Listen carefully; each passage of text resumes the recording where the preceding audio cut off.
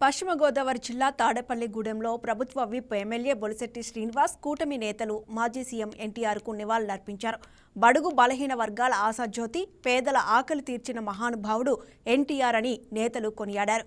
మధ్యతరగతి వారిని కూడా రాజకీయాల్లోకి ఆహ్వానించి గొప్ప నేతలుగా తీర్చిదిద్దిన ఘనత ఎన్టీఆర్కు దక్కుతుందన్నారు. అన్న ఎన్టీఆర్ 1983లో పార్టీ పెట్టి అప్పటి వరకు ఉన్నటువంటి కాంగ్రెస్ పార్టీని గడగడలాడించిన వ్యక్తి ఎన్టీ రామారావు గారు. ఎందుకంటే అప్పుడు కాంగ్రెస్ ప్రపంచం నడిచే టైంలో తెలుగుదేశాన్ని ఇక్కడ నిలబెట్టి 1983 సంవత్సరంలో బడుగు బలహీన వర్గాల ఆశాజ్యోతి, కూడు గుడ్డ అనేది ఆయన నినాదం. ప్రతి ఇంట్లోనూ భోజనానికి ఇబ్బంది ఉండకూడదు, గుడ్డు ఉండాలి, అదేవిధంగా తింటాకి తిండి ఉండాలనే నినాదంతో ఆయన స్టార్ట్ చేసిన సంక్షేమాలన్నీ ఈరోజు అన్నీ కూడా కూటమి ప్రభుత్వం వచ్చిన తర్వాత మరి ఏ రకంగా ఉన్నాయో కూడా మీ అందరికీ తెలుసు. అంతకుముందు ఎన్టీ రామారావు రాకముందు వచ్చిన తర్వాతని మనం మాట్లాడుకోవాల్సిన అవసరం రాజకీయాల్లో. నేను మున్సిపల్ చైర్మన్ అయ్యానంటే దానికి కారణం అన్న ఎన్టీఆర్ గారు ఆ రోజు పెట్టినటువంటి తెలుగుదేశం పార్టీ వల్ల నేను పురపాలక సంఘ చైర్మన్గా అయ్యాను. అంతకుముందు ఎన్నో సంవత్సరాలుగా కాంగ్రెస్ పార్టీలో ఉన్న నాకు ఎలాంటి గుర్తింపు లేదు.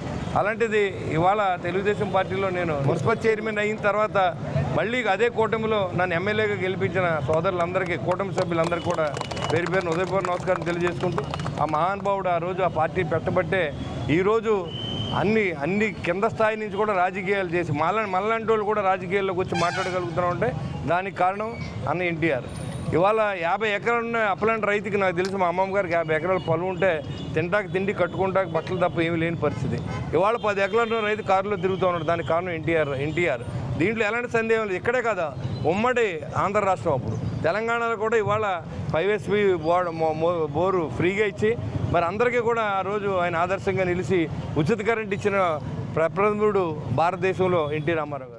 Please subscribe to YK TV Network. Please subscribe to YK TV. Please watch YK News. Don't forget to subscribe YK News channel.